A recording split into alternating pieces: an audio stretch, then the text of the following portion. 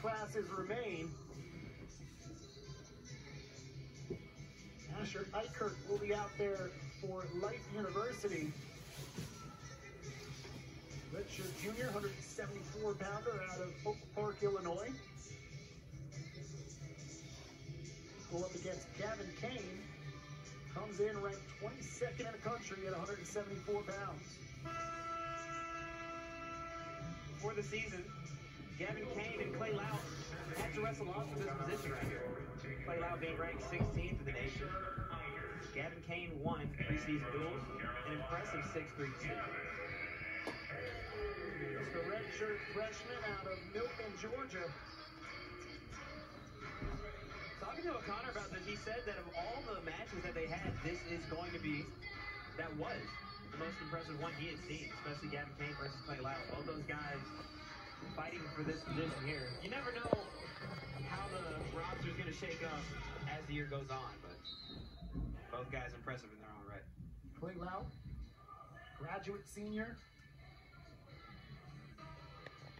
Gavin Kane, though, the one out there on the mat last year as a true freshman, went 4-1.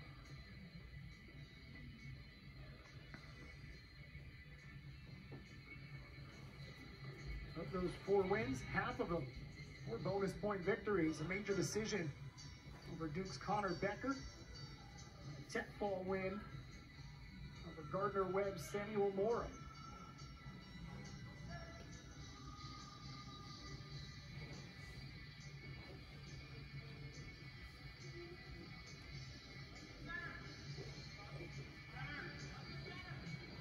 Eichert, one of those 10 All-Americans I mentioned last match for Life University, actually had 3 wrestlers in the national championship matches for their weight classes. Eichert, one of them, didn't get the trophy, but ended up getting 2nd place as they go out of the circle, neutral restart.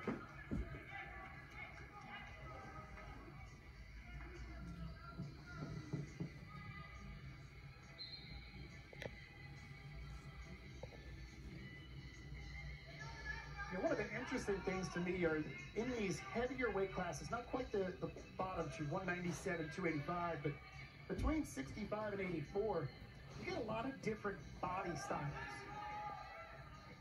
Very long, lanky wrestler out there in Eichert. Kane a little bit more compact. It's definitely something that changes as you go up the weight classes. A lot of guys, and wrestlers tend to be a little more compact, shorter on the end of towards the younger weight classes, 125 to 157, and then with guys like this, you're going to see a lot more reach. We saw that with Kennedy Monday last year, had a lot of length in his arms and able to get in on some shots a lot of other guys may not be able to get to.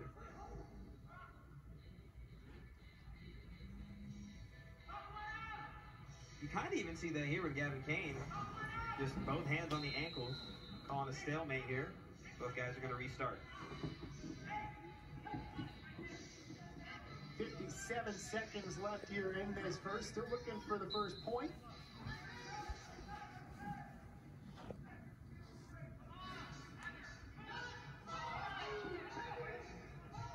Eichert in on a single leg. Kane with a strong sprawl with the legs back, just waiting to see if he can get that reversal with the ankle in. On the reshot, Gavin Kane with the single leg. Walking it back, seeing if he can get the 2. We'll flip him over and get the 2. Eichert had that right leg extended. Made it tough for Kane to get the takedown, but eventually the redshirt freshman gets it. He is on the board first, 2-0 with 10 seconds to go. Eichert to his feet. Looking for a switch there from Life. Couldn't quite get it though. Going to run out on the first. Only points scored were by redshirt freshman Gavin Kane, 22nd ranked wrestler in his weight class. And like we said earlier, like these styles are going to come out when we get to these upper weight classes. Gavin Kane has a style all his own with so much reach. How tall he is, especially this weight class, it's going to be a benefit to him. Pushing away on the skates, he's going to get his 1. 3-0 lead now for Kane.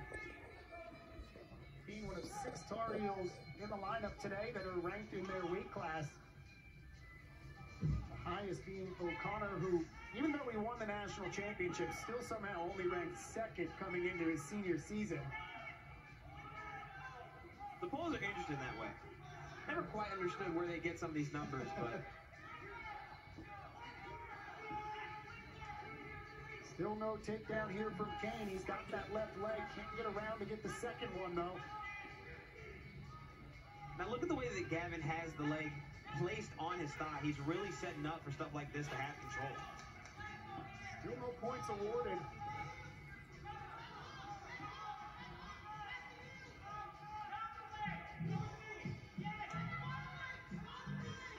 Eichert looking to roll over. Eichert clinging onto that ankle for dear life at this point.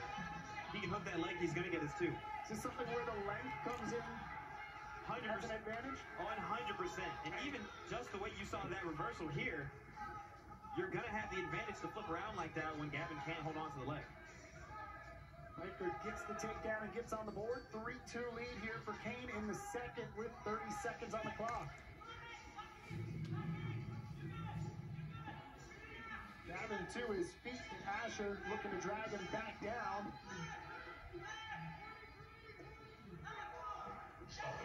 Ball warning against Green. And a reversal. 2 points for Kane, 5-2 lead for the Tar Heel. Under 10 to go here in the second. Great escape and reversal on Gavin Kane's part. See that space he creates when he gets the leg of the hand behind him. He's gonna have opportunities like that. Takedown, an escape, and a reversal. Kane scoring every way he can find. Has himself a 5-2 lead as we go to the third and final period. Eichert's gonna have to make opportunities here.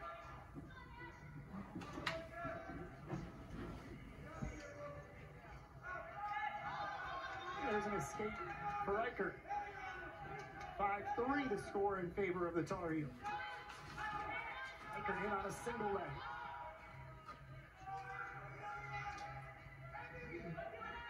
Kane able to get away from it momentarily.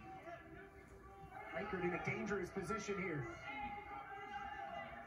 Kane can roll those hips over. Eichert able to roll the body out though.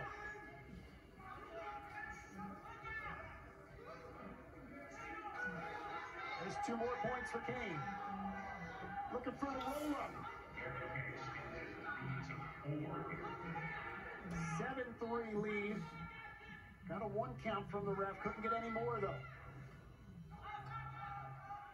Really just tied up in scenarios like that. Gavin looking for cradles, cross faces, and having so much space to make things like that happen. Almost had the pin there, having him on his back.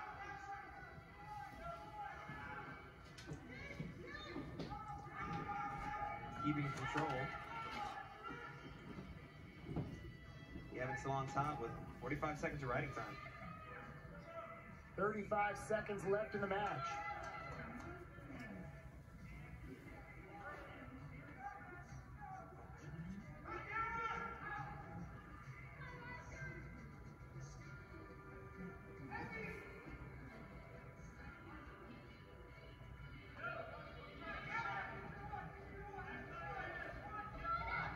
It's a really close match, but eventually Kane, in the second half of it, able to impose his will with a few takedowns as well as a reversal. And he is going to pick up the win for North Carolina. 123 of riding time, tack on an extra point, so it's an 8-3 win for Gavin Kane.